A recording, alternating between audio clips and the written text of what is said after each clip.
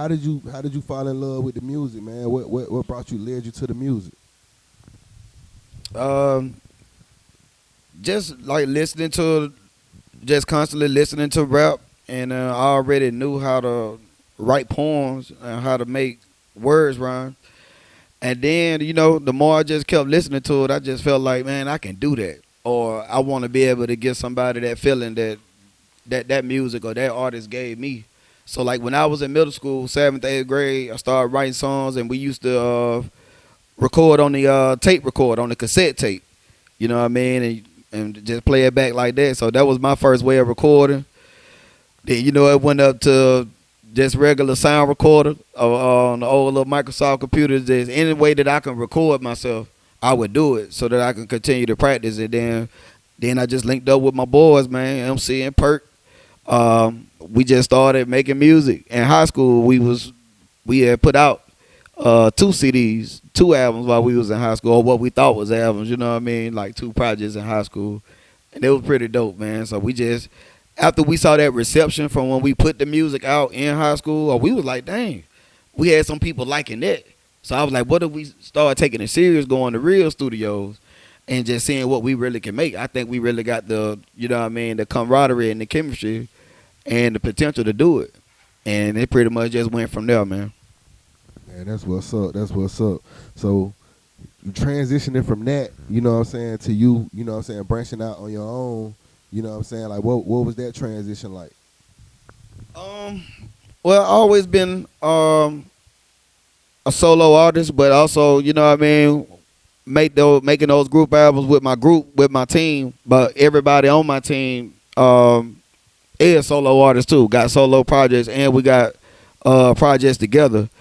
But as I transition into like just starting to work on some of my projects or my earlier projects, I used to think about what kind of music that I really wanted to make. And when I think about, like, I think about this effect that Tupac had. I like to call it the Tupac effect. Like, even though it's not the metaphorical or some people like to categorize as lyrical, I wanted to make music like that people can feel in their spirit. I wanted my music to make you be able to feel an emotion. But at the same time, I try to make a song for every audience, not just from my point of view, but just feelings that humans might be feeling at the time. So I'm trying to make a song for each crowd. But for the most part, I wanted to be able to connect with you or make it relatable for the listener. And that'd be like my approach when I make music is how can I make connections to people in this music so they can really feel it in their soul. Man, that's what's up. That's what's up. We need more artists like that think like that. You know what I'm saying? To push the envelope or whatnot, man. So let's talk about this new project, man. If it ain't live, it ain't me. You know what I'm saying? Let's run through a couple of these records, man. Okay. Let's calculated steps, man. That's one of my personal favorites on the album. You know what I'm saying? Like, what was the thinking process behind that one? Man, you know what? I was listening to one of my Pac playlists, and one day I was listening like to Shed So Many Tears. And I know Pac had said a line in the song like, my every move is a calculated step to bring me closer to embrace an early death. Yeah. So, but that calculated steps part right there, I was like, damn, he said something then. But then I started also thinking about what my life at now and how every move I gotta make gotta be calculated. You know what I mean? With me being a father, whatever. So I kind of used that as an inspiration. Halftime Slim made the beat for me. I loved it. You know what I mean? From the first time he sent it, man, and like he did some post production on it as well, and it just came out to be a beautiful song, man. Like one of my personal favorites, and probably one of the best songs of my career, in my opinion.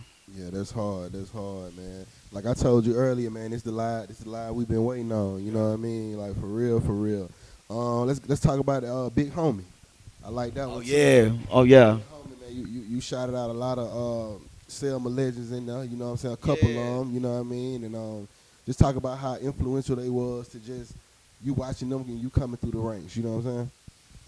So Big Homie was actually the first record that I recorded for this project. You know what I mean? And I just instantly, I'm the type of guy that likes to pay homage. I like to be humble and always feel like I can learn something for the rest of my life. I don't never want to feel like I know it all. And it is a lot of guys, like a lot of male figures, whether it be father or good friend figures that just stepped in at pivotal moments in my life.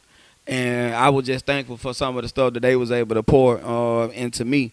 So I wanted to name a lot of my Selma artists on the record, but you know it's so many. You know I done connected with so many. I done worked with almost every artist from my era in the city.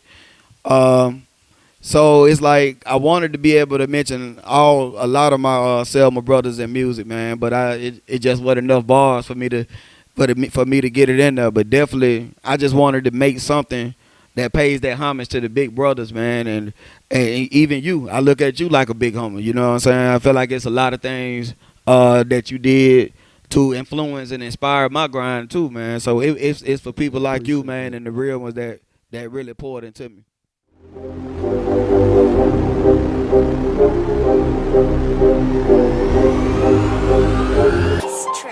That's my best friend.